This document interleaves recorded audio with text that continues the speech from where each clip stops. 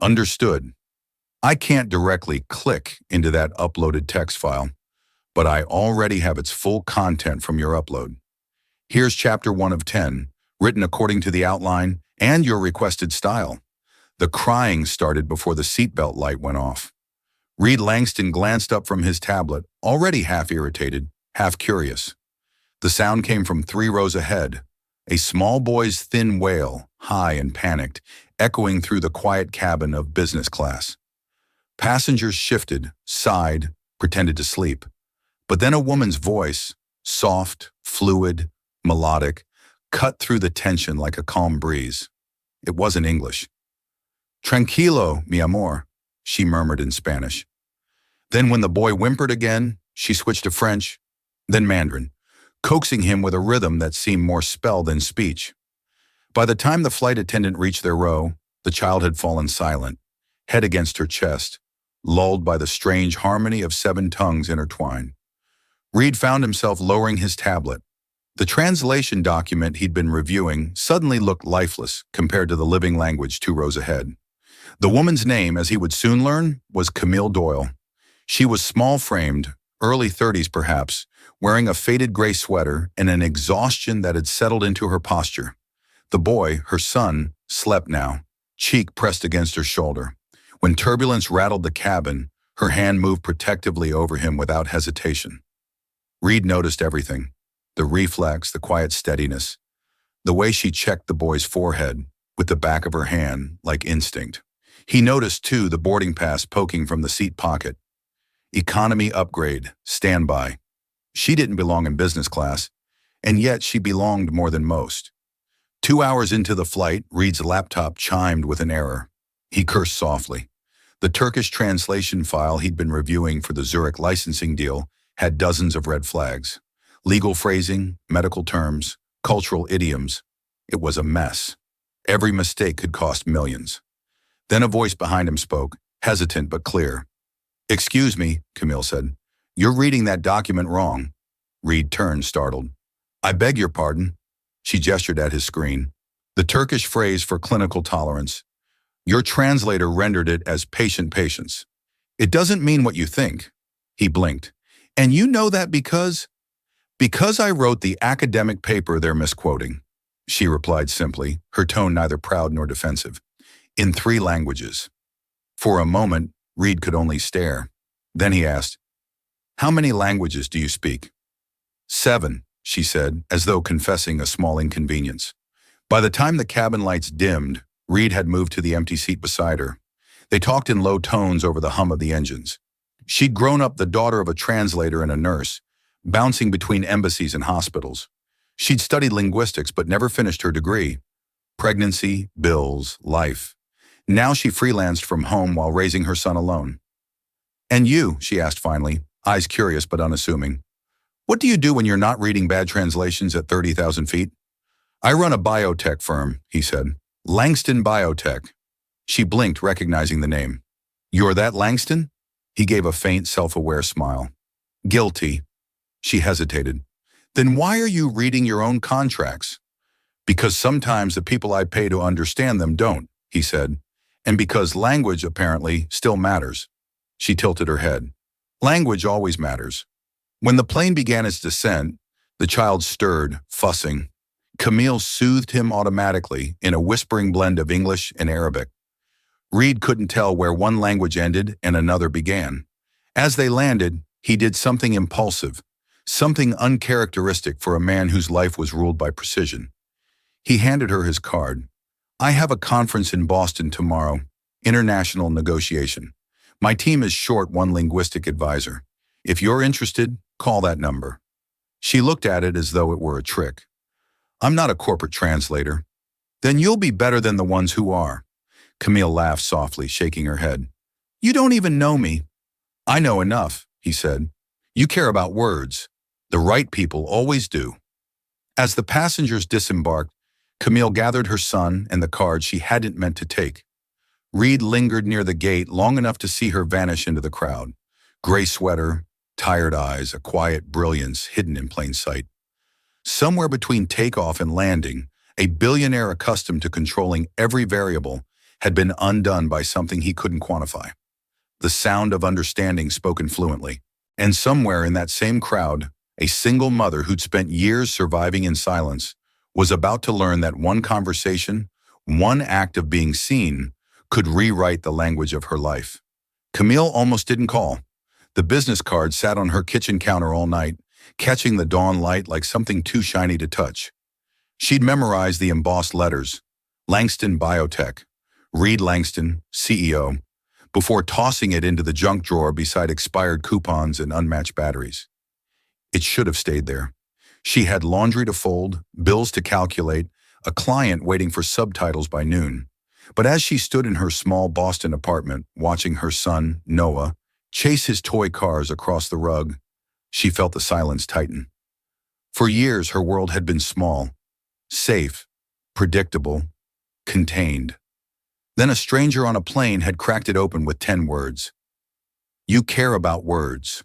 The right people always do. By noon, she dialed the number. The voice that answered was not Reed's, but his assistant's. Brisk, polite, and skeptical. Camille Doyle? Mr. Langston said to expect your call. That must surprise you, Camille said dryly. There was the faintest pause. He rarely gives his personal card to, well, anyone. An address followed, along with a time and a non-disclosure agreement emailed to her within minutes. By the time she reached the downtown office the next morning, she still wasn't sure whether she was being interviewed or interrogated. The lobby felt like another planet.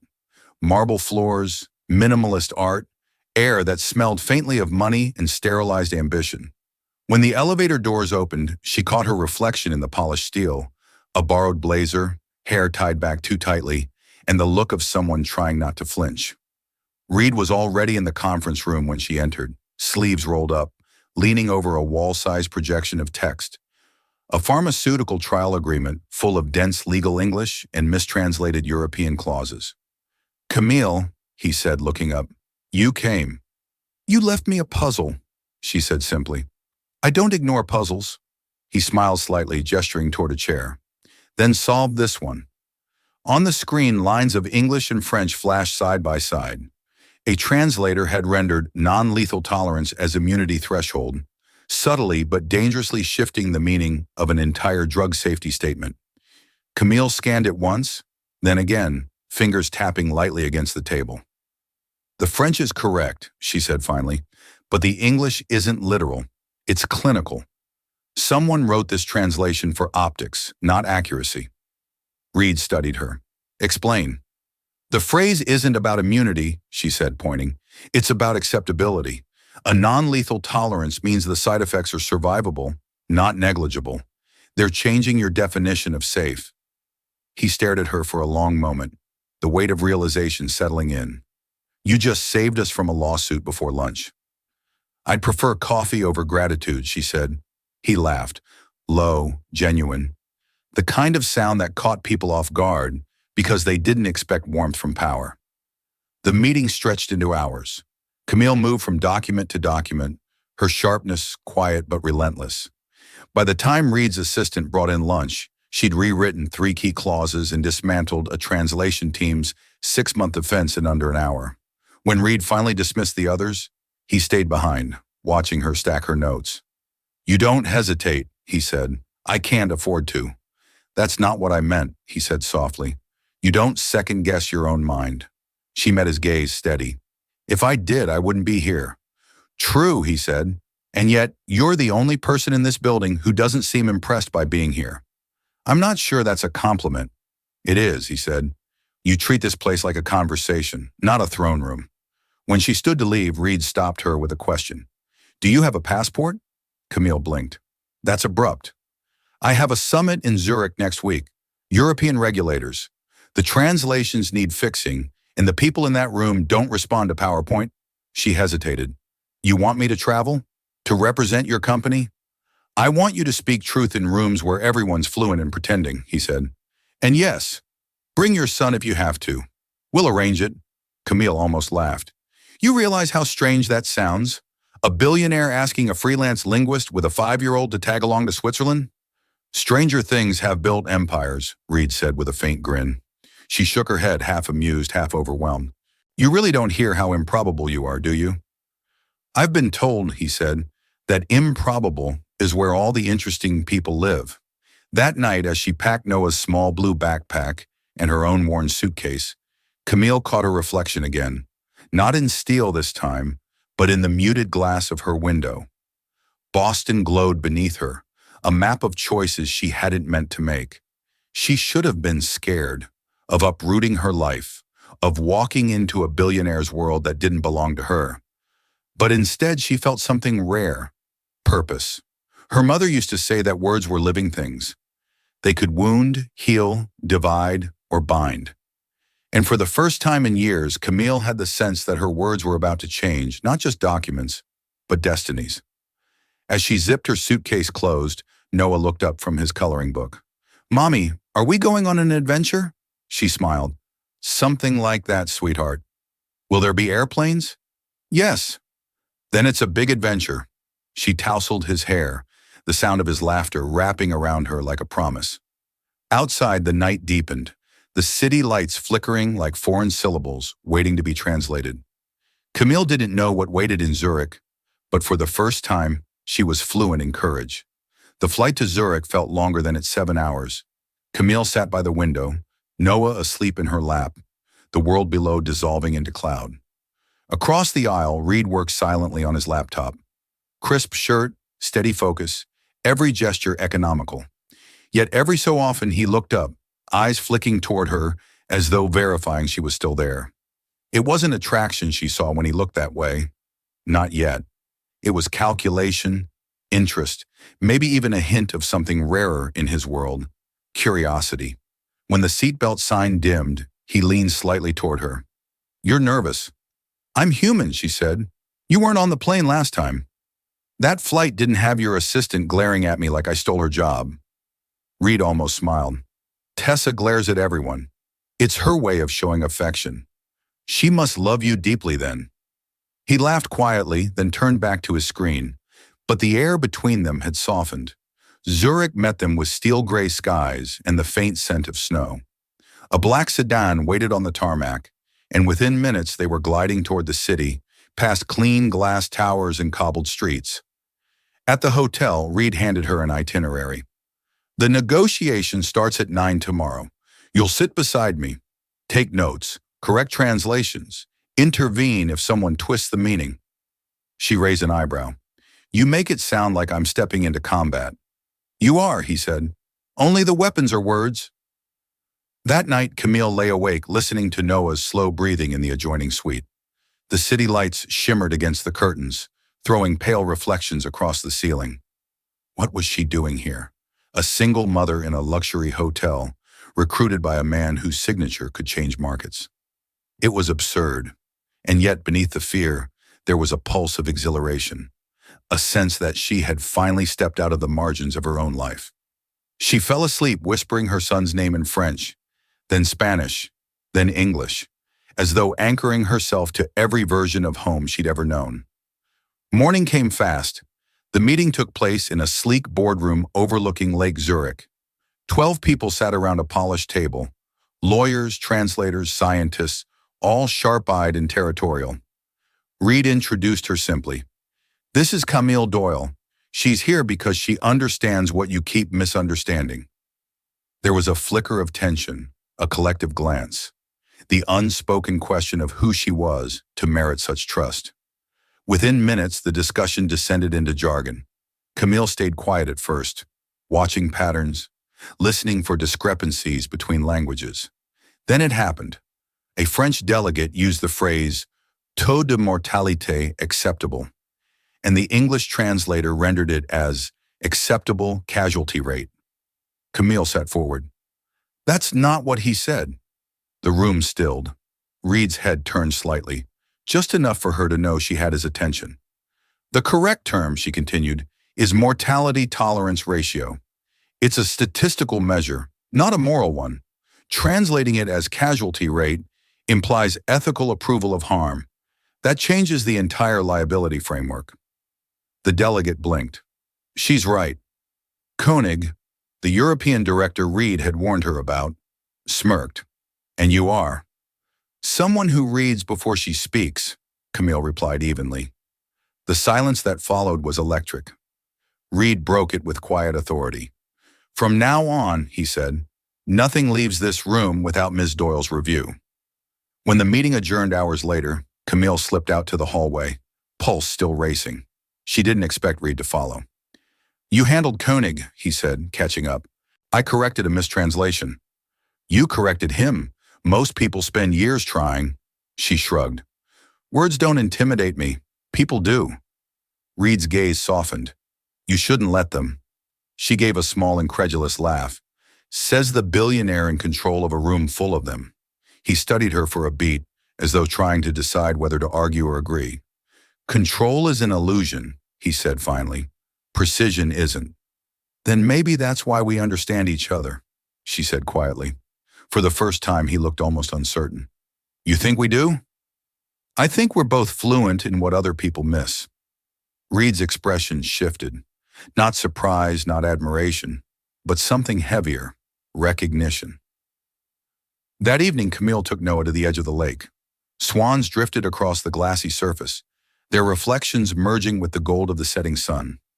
Noah threw crumbs into the water and giggled when the birds paddled closer. Camille watched him, her heart full and aching. Behind her, Reed appeared, hands in his pockets, more man than executive in the fading light. He's happy, he said softly. He doesn't need much, she replied. Just peace. You give him that. She glanced at him, unsure whether to thank him or deflect. You don't know me well enough to say that. I know what calm looks like, he said. I don't see it often. Their eyes met, brief, steady, unguarded. The moment lingered until Noah called for her, and she turned away. As Reed watched them, the small boy laughing by the lake, the woman whose words could disarm a boardroom, he realized something unexpected. He'd brought Camille Doyle to Zurich to solve a communication problem. He hadn't anticipated that she'd start translating him. The Zurich air carried a crispness that made everything feel deliberate, even the way people crossed streets. Camille adjusted her scarf and exhaled into the cold, watching her breath cloud into mist.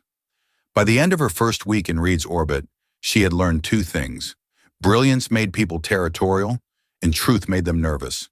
Inside Langston Biotech's European headquarters, everyone smiled too tightly. They called her consultant, but treated her like a wild card Reed had thrown into the deck. She didn't blame them. To them, she was an outsider who spoke too precisely and didn't seem impressed by anyone's resume. That morning, she arrived early to find Reed already in the glass-walled boardroom, reviewing financial forecasts. He looked up when she entered. You're here before sunrise, she said. He smiled faintly. Jet lag and ambition. Dangerous mix. Mostly the latter, I think. He closed his laptop. You're learning to read me. It's what I do. He studied her for a moment, then said, I want you to observe today's strategy review. You won't need to speak. She raised a brow. You don't invite someone like me to stay silent. He leaned back, lips curving. No, I don't. But I want you to see how the language of power works before you decide where to challenge it. The meeting began with Daniel Koenig, the European director, commanding the room with polished arrogance. His tone was clipped, every phrase designed to remind them who owned the table. Reed, he began smoothly, we've streamlined the Zurich protocols. We'll issue the multilingual updates next week. Camille's attention sharpened. The words multilingual updates were a trigger now. Translated by whom? Reed asked. Koenig smiled. Our internal compliance team. Camille glanced at the binder in front of her. The German translation used Während Wortlich instead of Haftbar. She felt the wrongness instantly. The first meant responsible, the second liable. It wasn't a mistake. It was insurance. She waited, pulse steady. Then she spoke. That translation changes your accountability structure. Koenig turned, polite venom in his eyes. I wasn't aware you were authorized to audit internal documents. I wasn't, she said calmly. But you made the mistake of saying them aloud. A flicker of amusement crossed Reed's face, but he didn't intervene. Koenig laughed, the sound thin. Perhaps we should leave legal nuance to the experts. I agree, she said unblinking. That's why I corrected you. The room went silent. Reed finally spoke. She's right. That phrasing could cost us in arbitration. Koenig stiffened. With respect, Reed. With respect, Reed interrupted. If you have to begin a sentence that way, you don't mean it. Camille caught the briefest flash of gratitude in Reed's eyes before he looked back at the table. When the meeting ended, Koenig brushed past her in the hallway, his voice low. You think intellect replaces experience, Miss Doyle. It doesn't. She smiled lightly. Neither does ego. He froze, startled, then walked off without replying. Inside her chest, adrenaline and fear tangled. She'd done exactly what she told herself she wouldn't. Drawn fire. A moment later, Reed appeared beside her. You shouldn't poke hornets. I wasn't poking, she said. I was translating. He chuckled softly. You're enjoying this? Not exactly, but I've spent years in rooms where I was invisible. Feels strange to be heard. Reed's expression softened. That's why I hired you. People listen when you speak, not because you're loud, but because you mean every word. You make that sound rare. It is.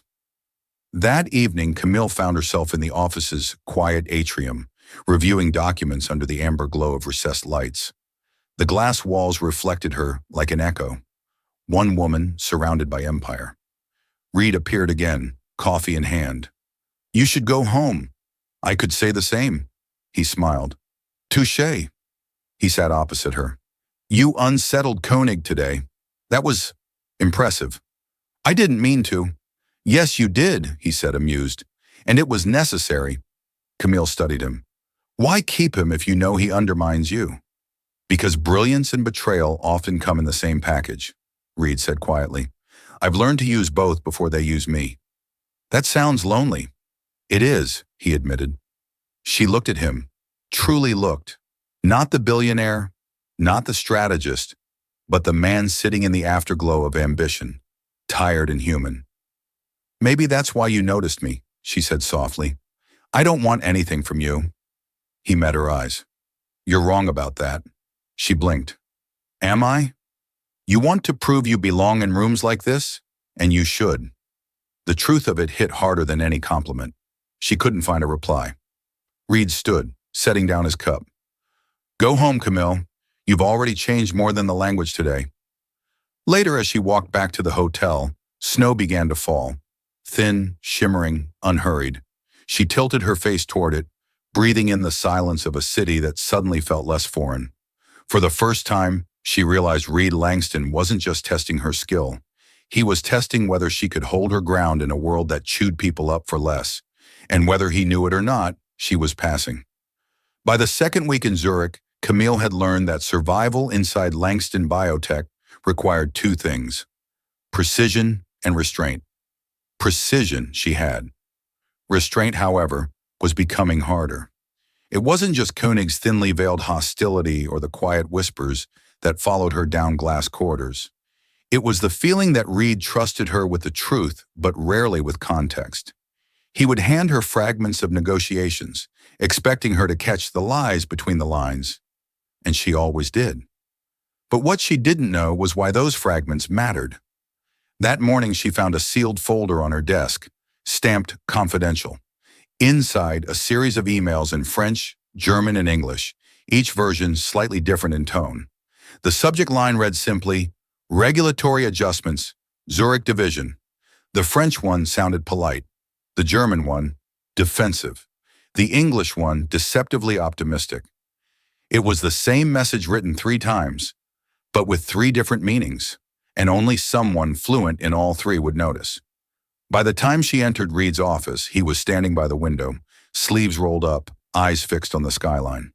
You read them? He asked without turning. Yes, you're being played. He faced her, surprise flickering across his expression. By whom? By everyone who signed those threads, she said, dropping the folder onto his desk. Koenig's version in German downplays compliance concerns. He's promising regulators leniency that doesn't exist. The French one is meant to soothe investors. The English one is for you. Reed's jaw tightened. He's manipulating tone. No, Camille said evenly. He's manipulating truth. He assumes you won't catch it because you only read in English.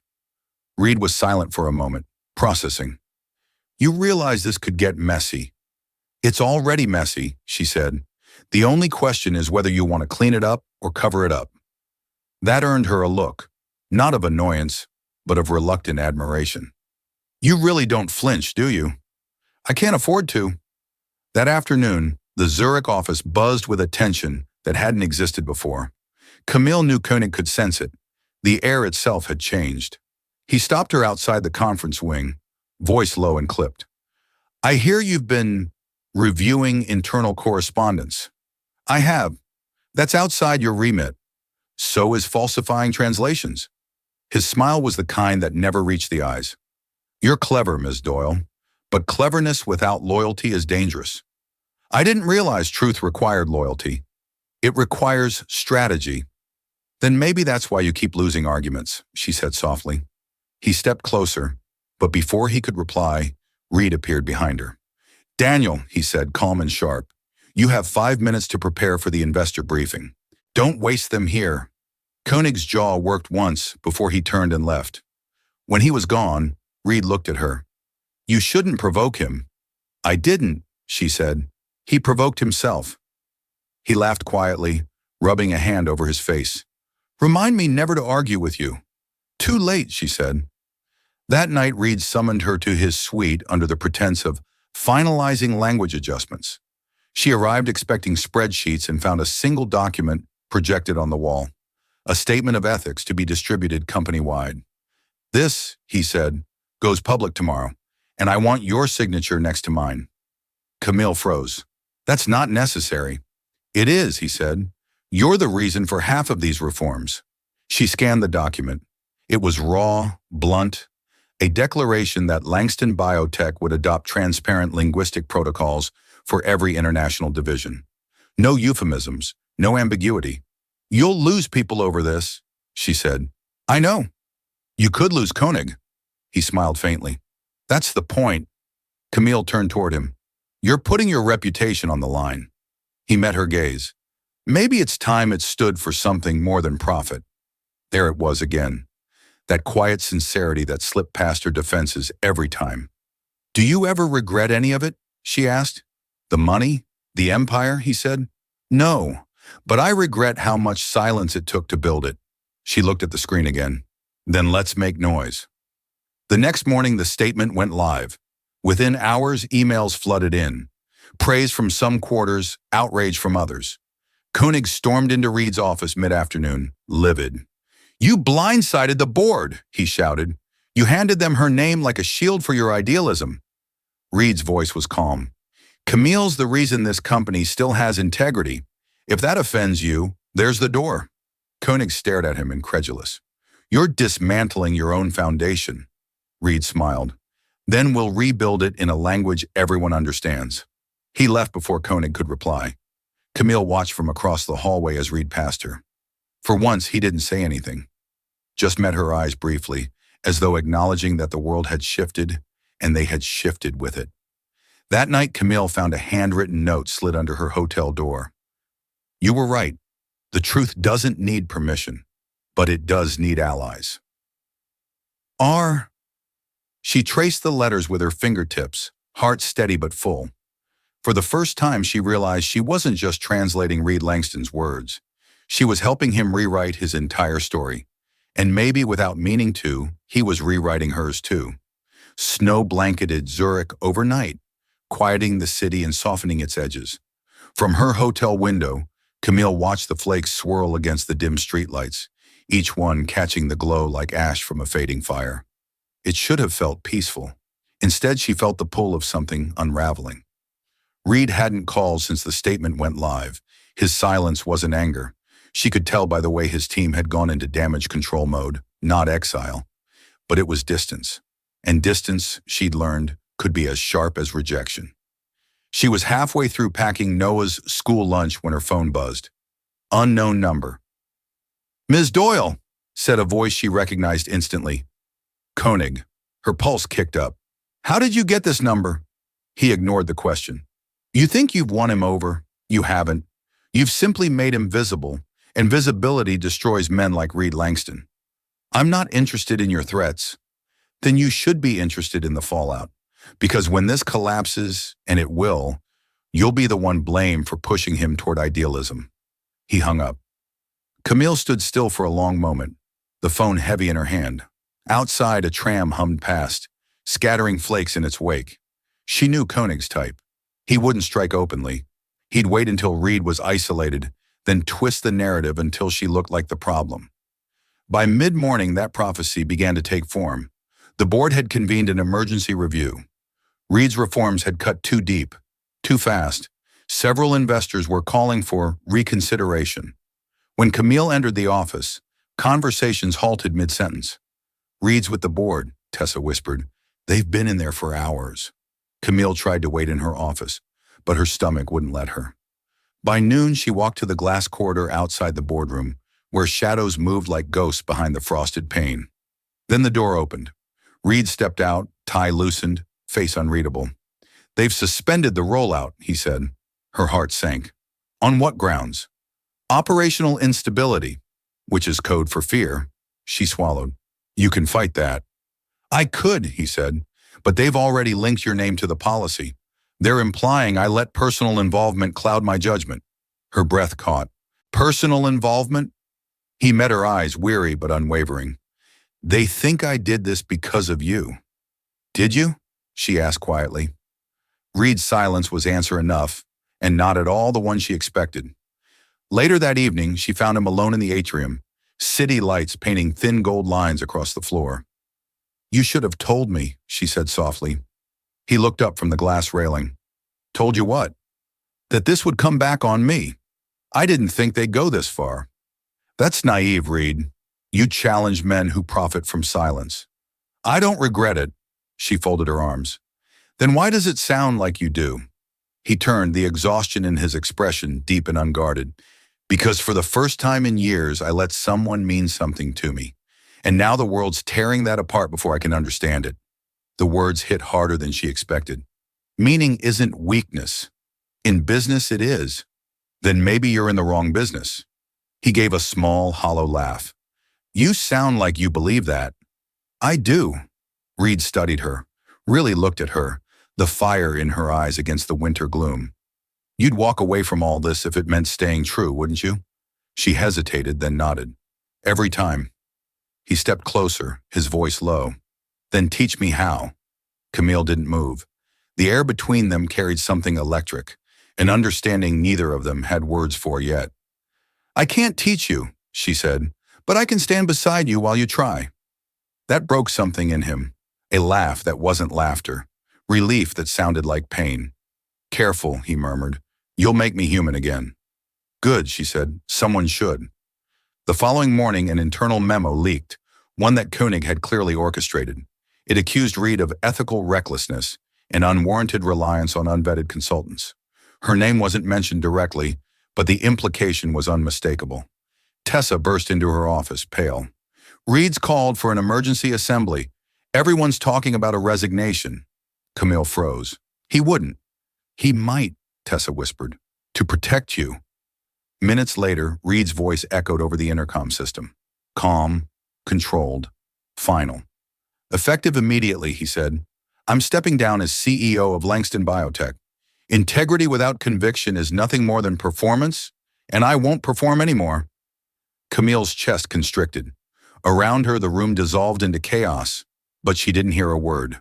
She was already moving. When she reached his office, it was empty. Papers cleared, laptop gone. Only a single envelope sat on the desk, her name written in precise handwriting. Inside was one line. "Sometimes walking away is the only way to tell the truth." Tears stung her eyes. She wasn't sure whether they were from pride or heartbreak. Either way, Reed Langston was gone. And for the first time since meeting him, she realized the silence he left behind wasn't empty. It was waiting, waiting for what she would do next. For 3 days, Reed Langston's name dominated every headline. Billionaire CEO resigns over ethical dispute. Whistleblower consultant linked to corporate shakeup. Every outlet framed it differently. Some painted him as a fallen hero, others as a man undone by emotion. But Camille? She was the unnamed consultant, the invisible catalyst, and she preferred it that way. Still, silence had a way of echoing. She'd returned to Boston quietly, back to the small apartment that had once felt like safety. Now it only felt small. Her son Noah drew pictures of airplanes and asked when they'd see Mr. Reed again. Camille didn't know how to answer. On the fourth day, a courier appeared at her door with a thick envelope bearing no return address. Inside was a single business card, Langston Biotech, now under interim leadership, and a handwritten note in Reed's sharp script. They'll try to erase what we built. Don't let them. Folded beneath it was a secondary document, a list of international contacts, translators and researchers, people from smaller firms who had quietly reached out to Reed after his reform announcement. Some had resigned in solidarity. Others wanted to continue the transparency initiative under a new name. At the bottom, in smaller writing, "You once told me language always matters. Now it's yours to protect." Camille stared at the words until they blurred. He wasn't just walking away, he was passing the torch. 2 weeks later, she found herself in a rented co-working space downtown, surrounded by second-hand desks and idealists. The group called themselves the Lingua Project. Their mission was simple: eliminate linguistic bias from corporate policy. But the execution? Monumental. She looked around the table. Translators, ethicists, linguists, even a few rogue lawyers. It was chaos wrapped in optimism. "We're not trying to burn the world down," Camille said, addressing the group, "just to make sure the truth doesn't get lost in translation." A young man raised his hand. "And if Langston Biotech sues?" She smiled faintly. "Then we're doing something right." The room laughed, tension easing. For the first time since Zurich, she felt momentum again. But change never came without a shadow. That night, after everyone left, she found an email in her inbox. Cease and desist. Unauthorized use of proprietary material. At the bottom, Daniel Koenig's signature. Of course, she should have expected it. He'd landed on his feet, reinstalled as interim CEO, and wasted no time framing Reed's ideals as rogue initiatives. But the email wasn't what froze her. It was the attachment. A scanned copy of Reed's resignation statement, annotated with red pen. Koenig had written across the top, "Your idealist is gone. Don't follow him into obscurity." Camille sat there for a long moment, fury simmering under her skin. Then she hit reply. "Obscurity is safer than corruption, but thank you for confirming I'm on the right path."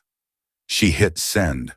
3 days later, she was invited to speak at a small ethics conference in D.C. It wasn't glamorous.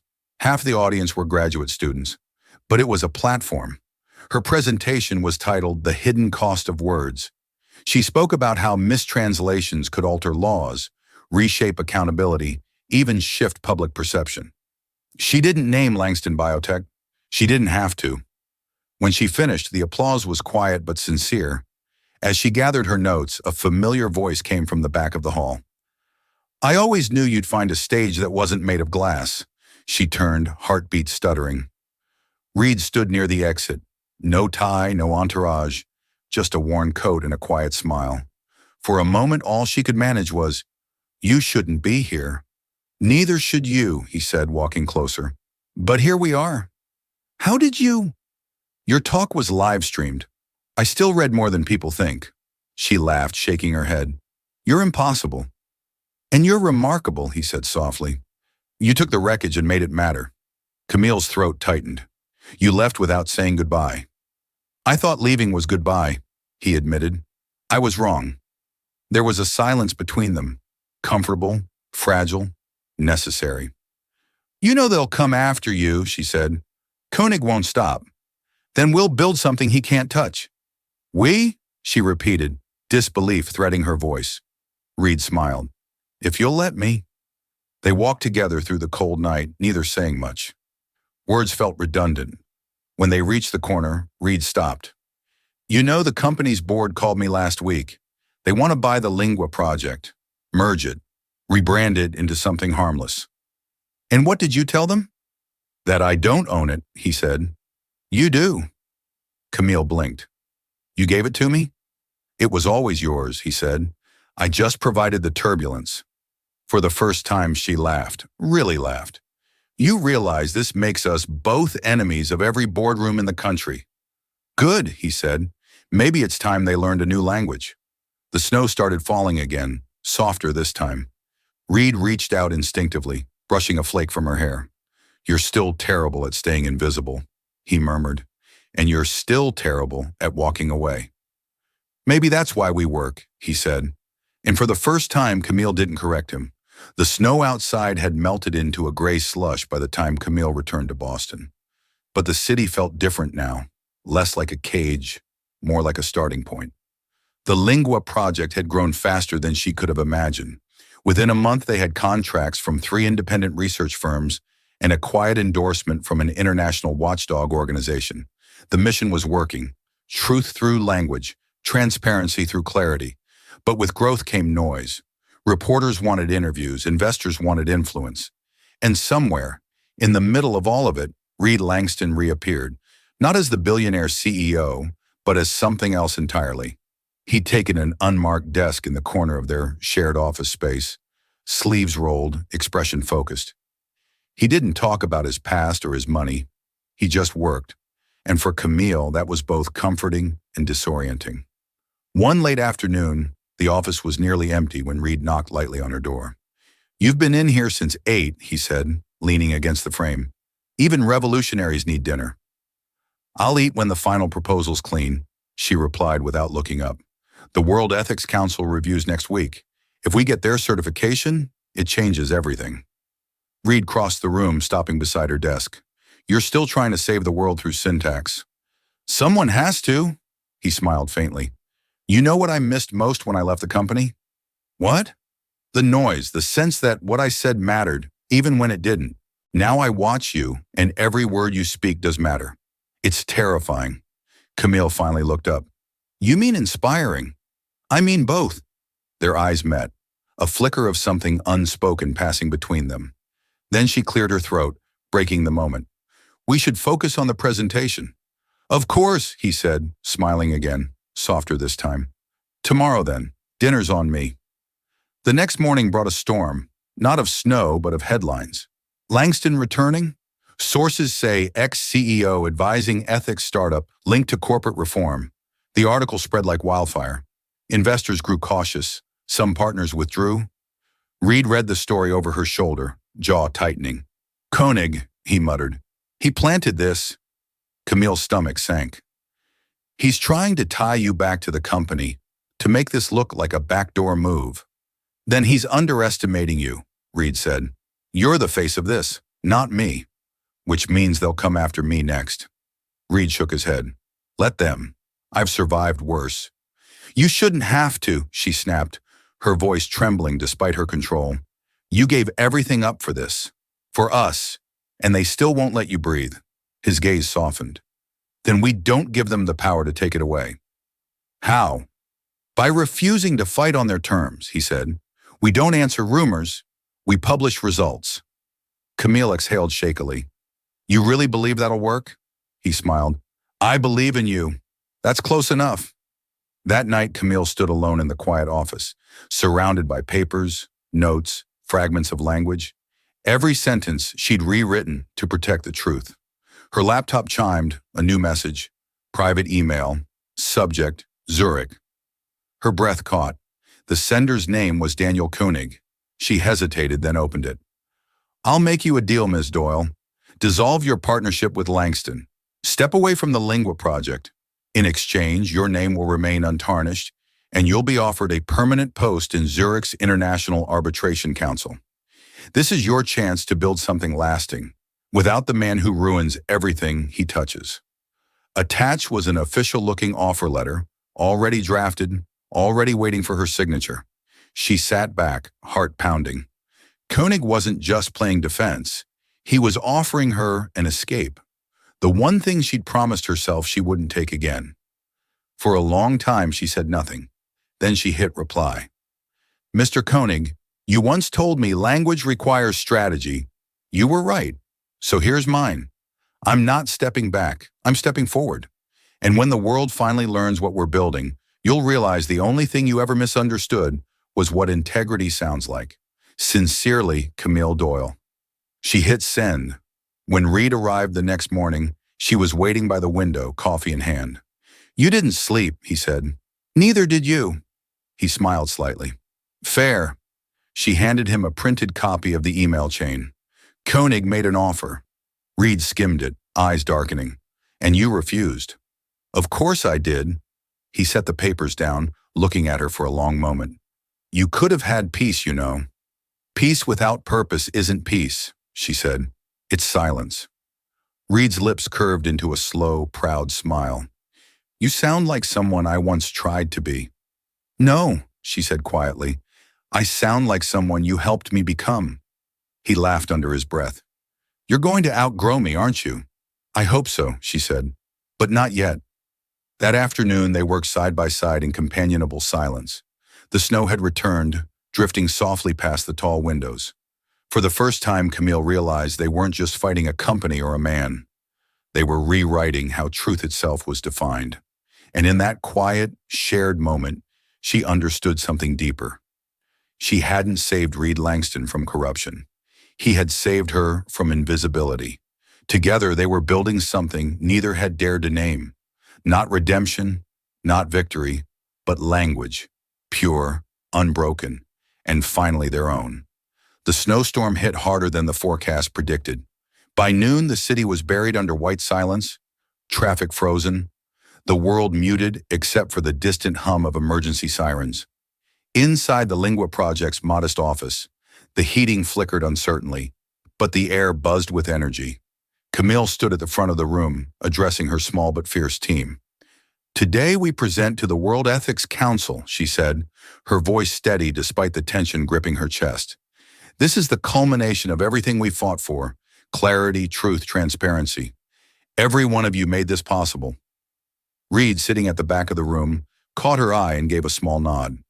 Their presentation, years' worth of translation audits and ethical protocols, would determine whether the Lingua Project gained global legitimacy or disappeared as a noble experiment. Camille smiled at her team. "Let's make sure they never confuse silence with neutrality again."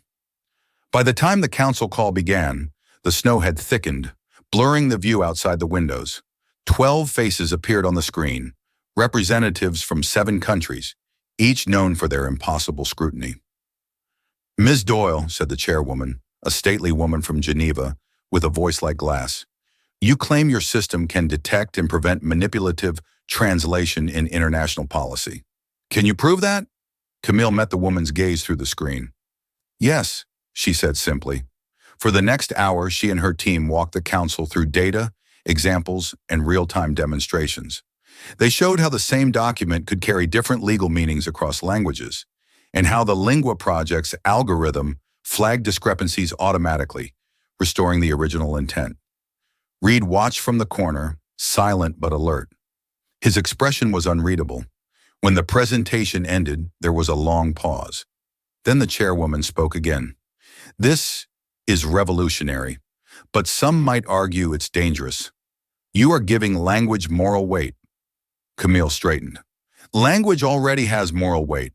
We're just refusing to pretend otherwise." Another pause, this one shorter. Then the woman smiled. "We'll deliberate. You'll have our decision by midnight." When the call ended, applause broke out across the office. Someone uncorked a bottle of cheap champagne. Camille laughed, relief washing through her like warmth after frostbite. Reed approached her quietly, holding 2 paper cups. "You did it," he said, offering one. "We don't know that yet." "I do." She took the cup, their fingers brushing. "You've been unusually quiet." He smiled faintly. "I've learned when to shut up and let brilliance speak." She rolled her eyes, but her smile softened. "Flattery from you is unsettling. I'll try to do better." "Please don't." They stood side by side, the noise of celebration humming around them. And for a moment, the storm outside didn't matter. By nightfall, the world beyond the windows had vanished into white. Most of the team had gone home, but Camille stayed, pacing the quiet office. Reed sat by the window watching the snow fall thick and steady. When her phone finally buzzed, she froze. One message, from the World Ethics Council. She opened it slowly, her breath catching as she read. "The Council hereby certifies the Lingua Project as an independent global ethics authority for linguistic transparency. Implementation to begin in 60 days. She turned toward Reed, eyes wide. We got it. For the first time in months, he smiled. A real smile, unguarded and bright. You did it. We did it, she corrected. He stood, crossing the room. Camille, do you realize what this means? You've changed the foundation of every multinational negotiation on Earth. She laughed, the sound shaky with disbelief. It doesn't feel real yet. Reed took her hand gently. It's real, and it's yours. Her chest tightened. No, Reed, it's ours. You gave me the chance to be heard. He shook his head. You didn't need my chance. You just needed someone to stop talking over you. The office fell silent again, but the air between them pulsed with something fragile and charged. Camille hesitated. What happens now? Reed looked out the window, the city lights buried under snow. Now the world tries to take it from you, from us. But they'll fail, because they can't fight honesty forever. You think honesty always wins? He turned to her, expression softer than she'd ever seen. No, but I think you do. She laughed quietly, a tremor running through her voice. You have too much faith in me. I don't, he said. I have the exact amount. There was something unspoken in the air then, something that had been building since that flight. Since that first moment when words had bridged a silence neither of them knew they'd been living in. Camille's voice broke it softly. You know, for a man who spent his life building empires, you make a surprisingly good revolutionary. And for a woman who never wanted the spotlight, he said, you're remarkable at changing the world. She smiled. Maybe that's why we work. Reed stepped closer. The storm outside howled against the windows, but inside everything felt still. Maybe it is, he murmured. Their hands brushed again, tentative, then certain. The future outside was uncertain, vast and full of battles waiting to be fought.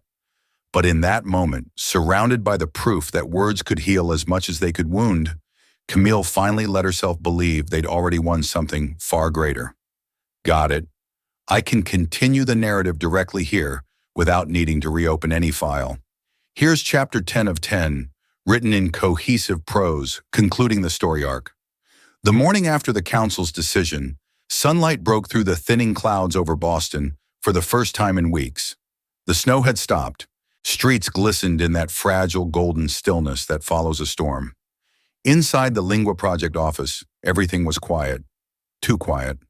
Most of the team had gone home to rest, but Camille stayed behind. She stood at the tall window, coffee cooling in her hands, watching the light crawl across the glass. Reed entered softly, his coat dusted with snow. He didn't speak right away. Instead, he joined her at the window, both of them watching the city wake from winter's hold.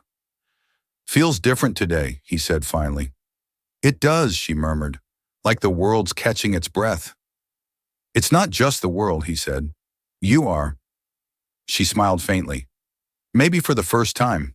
He turned toward her. You should be proud. What you built, it's going to outlast both of us. She shook her head. What we built. Don't rewrite history, Langston. He chuckled under his breath. Old habits die hard.